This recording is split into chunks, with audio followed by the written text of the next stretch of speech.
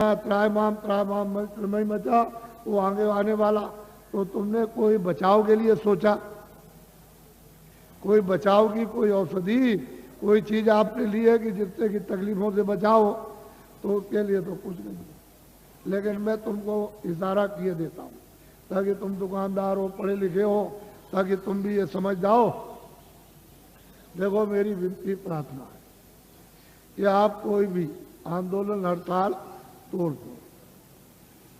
दुकान को बंद करना, दुकान को जलाना, कारखाने को बंद करना, कारखाने को जलाना, दफ्तर को बंद करना, दफ्तर को जलाना, फिर बस को तोड़ना, रेल को तोड़ना, सड़क तोड़ना, ये सब अमानवीय काम आप लोग अपने अपने सब लोग बंद कर दो। ये तुम्हारा काम नहीं है। सही सच्ची बात तो ये है, ये बुद्धि का पागलपन है। इसको तो आप बंद कर दीजिए। क्यों बंद कर दीजिए? यही जब तुमको राज मिला था और खजाना तुमको मिल गया, फौज फाटा, कागज पत्थर और दफ्तर मिल गए, प्रजा मिल गई, तो इसको सबको उपदेश करना चाहिए था कि ये सब सामान तुम्हारा है।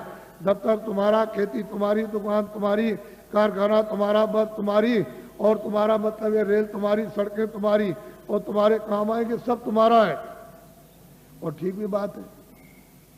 अभी मैं रास्ते में आ रहा था तो रास्ता जाम है, तो सड़क तो आप भाई आपकी है, आप आ रहे हो, आपके काम आएगी। तो मतलब इसका मतलब ये नहीं है कि आप नहीं गए उस सड़क पर तो आपके काम आएगी। आप 2 दिन बाद जाओगे तो सड़क जाम हो जाएगी। तो आपको तो ये जानना चाहिए सब चीजें मेरी है। अब इनको आपने जला दिया, जलवा दिया, जला दिया, तोड़ दिया, फोड़ दिया, दुकान को, दफ्तर को, कारखाने को, इसको उसको। तो ये जो आमदनी का नुकसान हुआ, ये किसका हुआ?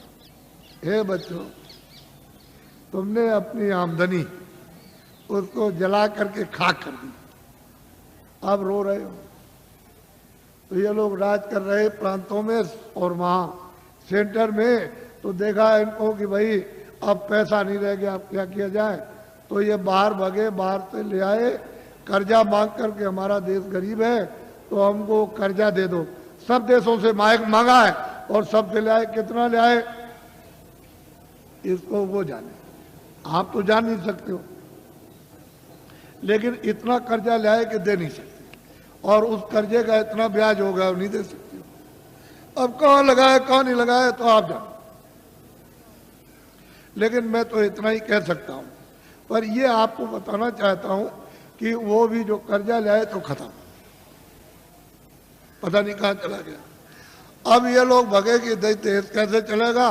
तो वहां सरकारों से मिले हर मुल्क में कि देखो भाई हमारा देश बहुत गरीब है, और मतलब यह है कि अपने देश के बड़े बड़े उद्योगपति, सेठ, साहूकार, पैसे वाले हमारे देश में भेजो, हम सुविधा सब प्रकार की देंगे, और वो पूंजी का यानी रुपए पैसे का फैलाव कर दे विस्तार। तो लोग वहां से चल पड़े। तो मैं 4 साल से बोल रहा हूं लगातार कि देखो भाई उनके आने का यहाँ मुहूर्त नहीं है।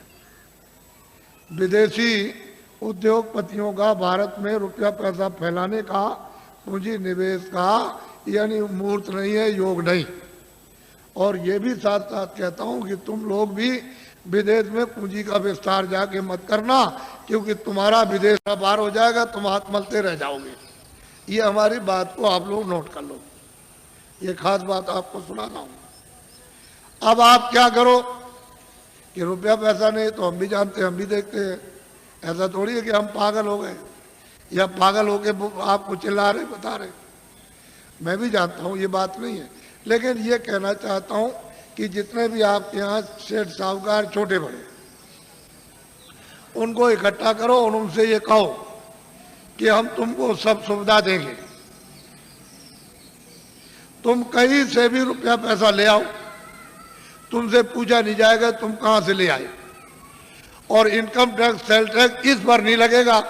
ये कारखाना लगाओ छोटा बड़ा, 1 साल में या 1.5 साल में, 2 साल के अंदर छोटा बड़ा कारखाना लगा दो। और इतना ही काम आप सेठ साहूकारों को करना है कि जितने बच्चे यानी छात्र स्कूल में पढ़ते हैं इनको नौकरी और काम दे दो, बस इतना ही। हम आपको पूरी सुविधा देंगे। तो आप ये क्यों नहीं सोचते हो जो आपको दिशा बताई जा रही। आप लोग क्यों नहीं सोचते? जब आपको एक दिशा बताई जा रही सही सच्ची, तो आप क्यों नहीं इसको सोचते हो? इनको सुविधा दे दो, इनकम टैक्स सेल टैक्स थोड़े दिन के लिए तो खत्म करो। जब आमदनी बहुत होने लगे तो नॉमिनल, यानी मतलब यह है कि मामूली, तो ठीक है, लेकिन ये क्या, और पीछे वाले का आप अपना जो लेते हो लेते रहो, तो आप जानो। लेकिन ये कहो इनसे कि हम तुमको बैंक से रुपया नहीं देंगे, तुम कहीं से लाओ, तुमसे पूछा नहीं जाएगा। एक छोटा सा कानून बना दो 2 लेन का, बस उसमें लिख दो कि भाई आपसे पूछा नहीं जाएगा, और इस नए कारखाने पर कोई इनकम टैक्स सेल टैक्स नहीं लगेगा, और आप छात्रों को काम नौकरी दो, बस आपको ये करना।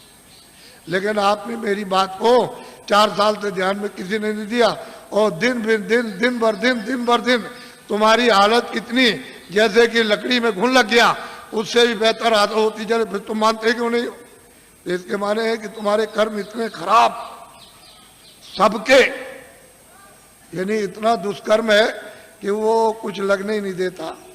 फिर मेरी बात को सुनो ध्यान से। ये अगर बाहर से आ जाएंगे तो तुम्हारे कारखानों का नक्शा बनाएंगे कि तुम बनाते क्या हो अपने कारखाने में, वो सब नक्शा बना करके बाहर ले जाएंगे। फिर वो क्या करेंगे तुमको तो मालूम नहीं है कि वो आएंगे तो कई काम करेंगे कि तुम्हारा सामान बाहर बनाएंगे सुंदर, ये सुंदर कुछ सामान नहीं सुंदर बना देंगे और मजबूत, और जितना तुम्हारा 400 का है वो 100 का रखेंगे। 400 रुपए का बिकता हो 100 का बेचेंगे, और 300 का बिकता हो 50 का बेचेंगे। वो मुनाफा नहीं लेंगे, बड़े चालाक हैं कि मुनाफा नहीं लेंगे, और बाजार में वहाँ से सामान ला के उतार देंगे आपकी मंडी में।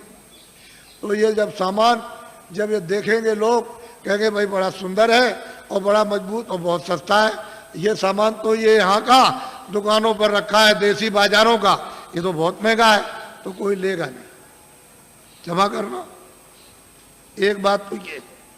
और वो क्या करेंगे, बड़े बड़े बोर्ड बना दिए, 3-3 लाख 2-2 लाख और 5-5 लाख के कलकत्ते और दिल्ली और बंबई में उन्होंने लगा दिया कि ये मेरा विदेशी कंपनी का नाम, और उसके उन्होंने शेयर निकाल दिए। तो आपने शेयर खरीदना शुरू कर दिया और शेयर खरीदने लगे, वो तो शेयर बेच करके दलालों को दे दिया, और वो रुपया ले गए देसी बॉर्डर पर, वहाँ डॉलर ले लिया और चले गए अपने देश में।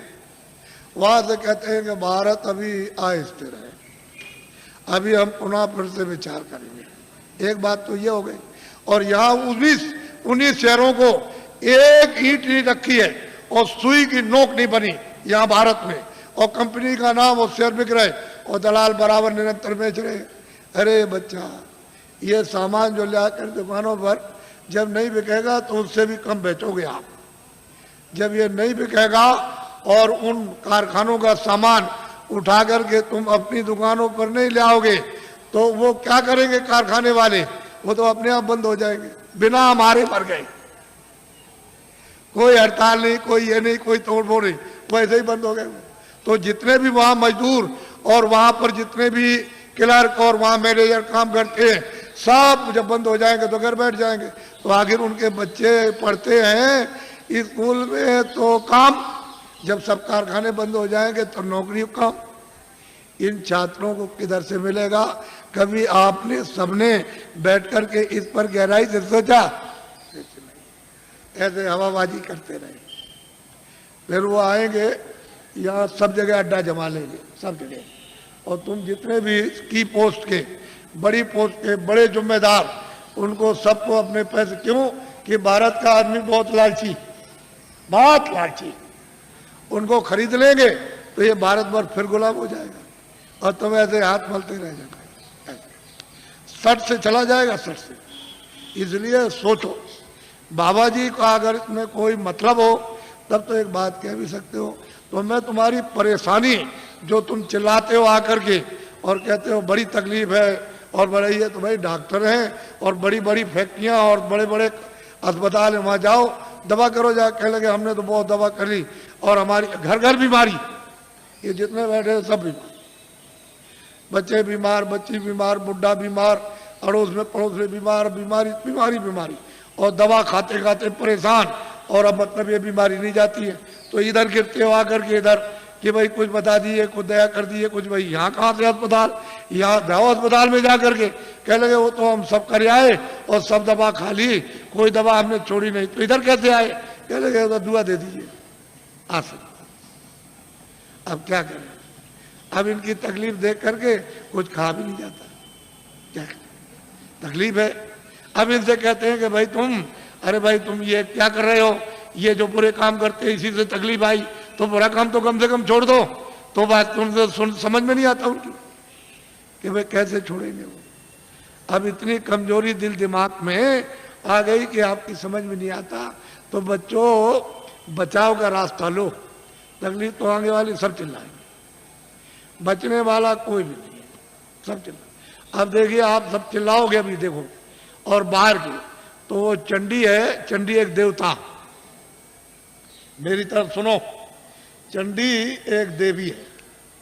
तो तुमको तो मालूम नहीं कि देवता है कि देवी है, ये तो आप कुछ जानते नहीं हो, कुछ नहीं मालूम। तो चंडी 4 सालों से निकली है, एक हाथ में तो मसाल है और दूसरे हाथ में उसके एक तलवार है, और निकली हुई है सब सारे देशों का वो दौरा कर रही है, मुल्कों का। तो जिस देश में जाती है वहां धन गायब कर देती है, ये जो भी उस देश के धन का नाम होगा वो गायब। तो वहां की जनता कहती है कि भाई धन किधर गया। तो जो सेठ साहूकार वो भी कहने लगते हैं कि भाई ये धन किधर चला गया। फिर वहां का जो शासन करते हैं, राज करते हैं, वो भी कहने लगते हैं कि भाई ये धन किधर चला गया, अब क्या किया जाए, कुछ ऐसा करना चाहिए, कुछ ऐसा। दूसरे मुल्क में जाएगी वहां का, तीसरे मुल्क में, सब मुल्कों में जाएगी और भारत में भी आएगी, वो छोड़ नहीं सकती भारत को भी। यहाँ भी आएगी तो यहाँ के धन को गायब कर देगी। तो यहाँ जनता कहेगी कि अरे भाई मतलब धन किधर चला गया, ये सेठ साहूकार सब लोग कहेंगे भाई धन किधर गया। वो शासन करते हैं दिल्ली में, प्रांतों में, ये भी कहेंगे कि भाई धन किधर चला गया, समझ में नहीं आता। ये सब मुल्कों के जब सब के सब चिल्लाने लगे और रेडियो और अखबारों पर आने लगे, अरे बच्चा तब मेरी बात को मान लेना, अभी तो सुन तो ले, तब तो तुम मानना बात को, लेकिन लिख के तो रखो कि बाबा जी आज मतलब ये 26 तारीख को आपके धार में आए और वो उन्होंने ये बात कही सबके लिए, किसी मुल्क को छोड़ा नहीं, कोई आपके जात पात, इसमें कोई हिंदू मुसलमान की बात या कोई आलोचना की बात हो तब तो एक बात कहो, यहाँ तो सब मनुष्य इंसानों की बात हो रही। तो आप लोग अगर सुनोगे नहीं और बचाओ नहीं तो फिर समझ लो आप कि क्या मुसीबत आ रही है आगे। देखना जब एकदम घटना हो जाती है तो मतलब यह है कि पानी आ जाए और लोग कोई कह कर के जाए कि भाई घर का सामान छत पर रख देना ऊपर और बाल बच्चों से और जानवरों से होशियार रहना, तो तुम सोचे रहे अच्छा देखा जाएगा, तब तक उधर से पानी आया, घर में घुस गया। और जब तक तुम जगे तब तक इतना हो गया, वो बच्चा सो रहा था, तुम अपनी जान लेके वो भगोगे कि बच्चे को बचाओगे, बच्चा छूट गया, सामान तो सब गए और जानवर बंधे थे मर गए। तो जो कह करके गया था तुमने उसकी बात क्यों नहीं सुनी? वो तो तुम्हारे हित की बात कर रहा था, उसका क्या हित था? अरे जो कह के गया उसका लाभ मुझे बताओ क्या था? वो तो ये देख रहा था आपको दुख होगा तो जब मैं रोएंगे चिल्लाएंगे तो मुझे भी दुख होगा, तो वो कह के गया था आपको, तो सुनना चाहिए था। सीधी सादी बात, समय बड़ा खराब आ रहा। अच्छा अब मैं आपको अमूलक चीज दे दूं, ये तो बाहर की बातें समझा दी, आपको थोड़ी सी इशारा कर दिया, लेकिन ये बात जरूर है कि घर बार तुम कभी मत छोड़ना, खेती मत छोड़ना, दुकान मत छोड़ना, दफ्तर का काम। जो भी आदमी घर बार छोड़ के बच्चों को छोड़ के चला जाएगा काम काज और साधु हो जाएगा, उसको कभी भगवान नहीं मिलेगा, कभी भी नहीं मिल सकता।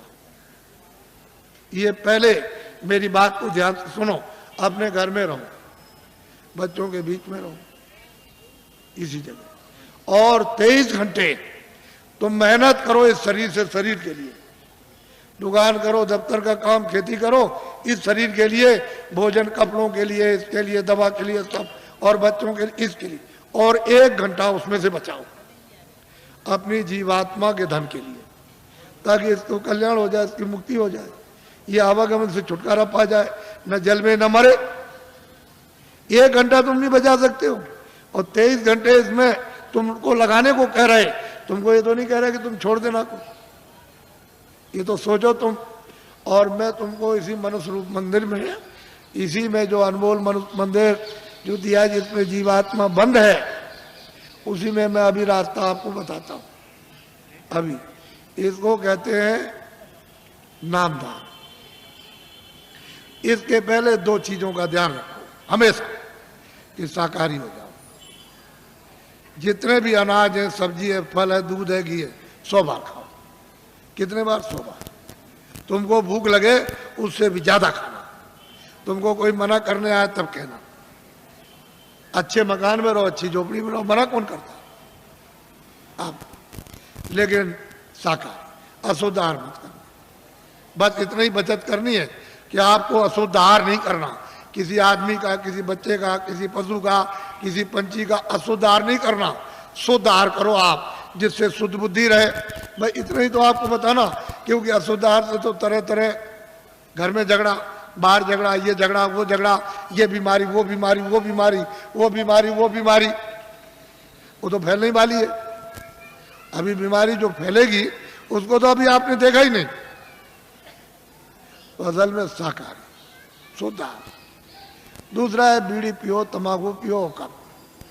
मैंने तो कभी पिया नहीं, मुझे तो मालूम है नहीं कि हुक्का, बीड़ी, तंबाकू कैसा होता। लेकिन ये बच्चे जो 18 साल 20 साल के खड़े हैं, वो बीड़ी, तंबाकू, हुक्का नहीं पीते, कभी मत पीना। जो बच्चे नहीं पीते कभी मत पीना, ये खराब आदत न डालना। जो पीते हो पी लो, आपके लिए मत। लेकिन बच्चों, बच्चियों, ऐसा कोई नशा मत करो जो तुम्हारी बुद्धि पागल हो जाए। तुमने इसको नहीं सोचा? कोई नशा मत करो किसी तरह का हो जो बुद्धि पागल हो जाए और तुम अपने घर में बच्चे बच्ची को और अड़ोस पड़ोस में बहू बेटी को पहचान न सको। ऐसा कोई नशा मत करो। और चले जा रहे हो तुम, तो सामने तुमने समझा कि जमीन बराबर, और वहां गड्ढा मिला, उसमें पैर चला गया तो पैर टूट गया, और सिर लड़ गया गड्ढे में तो सिर फट गया, मर गए। ऐसा कोई न रामायण कहती है, न महात्मा कहते हैं, न कुरान कहती है, न फकीर, न मस्जिद कहती है, न मंदिर कहते हैं, न शिव जी कहते हैं, न आपको कोई और। ये कोई ओ जो कहते हो शिव जी भांग पीते थे, भांग पीते थे, भांग पीते, तुमने भांग पीते हुए देखा? वो भांग नहीं थी, वो कोई और नशा था। ये झूठी बात है। जो लोग उनके नाम से भांग पीते और कहते हैं वो भांग पीते थे, भांग नहीं पीते थे। ये ऐसा देवता कभी भांग नहीं पीता, वो भांग नहीं पीते। लेकिन तुमने ये दो चीजों से बचो, बाकी तो कोई मैंने मना किया नहीं। मैं तो एक सीधा साधा आपका सेवक हूँ, एक आदमी हूँ, और सही सच्ची बात तुम्हारे सामने तुमको बताने आए हो। तुम नहीं जगोगे, नहीं समझोगे तो मैं इसके लिए क्या करूँगा? मैं तो अपनी बात कह के चला जाऊँगा। जब तुम उधर जाओगे और उधर जब हिसाब होगा तुम्हारा, क्योंकि वो तो सब लिखा जा रहा, आज दिन में तुमने कितना बुरा काम किया, कितना अच्छा किया, कितनों को धोखा दिया, कितनों को मारा, कितनों के साथ बेईमानी की, कितनों को पानी पिलाया, कितने बार मंदिर में पूजा की, कितनी रामायण, कितनी कुरान पढ़ी, ये उधर में, और कैसे कुरान पढ़ी, ये वो सब वहाँ सब लिखा हुआ। बड़ा वो आदमी भी मिलेगा जिसको तुम काट रहे हो, और जिसको मतलब है कि तुम उसको चीर रहे हो, वो सब मिलेंगे वहाँ। तो पूछेगा भाई तुम्हारे सामने कोई रामायण गीता, कोई भागवत, कोई कुरान पुराण कोई तुम्हारे सामने नहीं थे जिन्होंने, महात्मा फकीरों ने नहीं बताया कि भाई अच्छा ये बुरा? तो मोहम्मद साहब से पूछा जाएगा कि भाई मतलब ये है कि तुम गए थे जमीन पर और तुमने मतलब ये नहीं बताया कि बुरा काम बद काम है। कह लगे मैंने तो इनसे सबसे कहा था कि ये बद काम है, ये नेक काम, इस बुरे काम को मत करना, अच्छे करना, लेकिन इन्होंने मेरी बात नहीं मानी। तो फिर वो भेजेगा सीधा, वहाँ हिसाब करता है, वो हिसाब करता है। तुमको दोजख और नरक मालूम नहीं है। वहाँ बड़े बड़े बादशाह पिट रहे वहाँ और जलाए जा रहे, कितने करोड़ों वर्षों तक जलाए जाएंगे, और लाखों मीलों तक आवाज आती है और कोई सुनने वाला नहीं कहीं, न उनका धन दौलत जाता, न तलवार जाती उनकी। ये झूठा। तुम इसके लिए मर गए और चले गए हमेशा। तो इसलिए तुम लोग इस पर विचार करो। तपस्या करने से यानी माया लुभाती है कि तुम ये ले लो धन, ये राज ले लो, तो अगर तुम लुभा गए तो राज मिल गया, और राज का जब भोगा तो सीधा नरक हो गए। जब ये कहोगे हमको राज नहीं चाहिए, धन दौलत नहीं, तो भगवान मिलता इसी शरीर में मरने के पहले। मीरा ने मरने के पहले प्रभु को प्राप्त किया। आप